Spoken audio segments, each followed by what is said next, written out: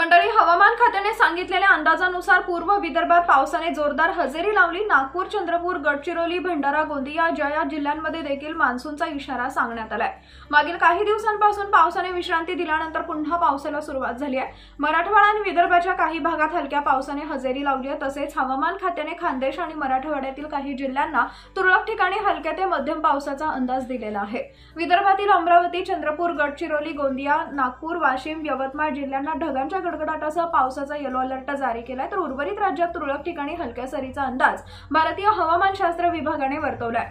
15-16 August पासून राज्यात पावसासाठी पूरक परिस्थिती निर्माण होत असून पुढेही हे वातावरण कायम राहणार आहे। आयएमडीच्या माहितीनुसार 20 ऑगस्ट पर्यंत राज्याच्या बहुतांश भागात जोरदार पुन्हा पाऊस धरणार असल्याचं चित्र आहे। तिथे विदर्भात विजांच्या कडकडाटासह पावसाची हजेरी पाहायला मिळेल, तर पश्चिम, मध्य आणि दक्षिण महाराष्ट्रात मात्र पावसाची ये-जा सुरू राहील। भारतीय हवामान खात्याने वर्तवलेल्या अंदाजानुसार 18 ते 24 ऑगस्ट पर्यंत पुन्हा पाऊस जोर धरेल अशी शक्यता आहे। मराठवाड्यातही विविध भागांमध्ये पाऊस पडण्याची शक्यता आहे।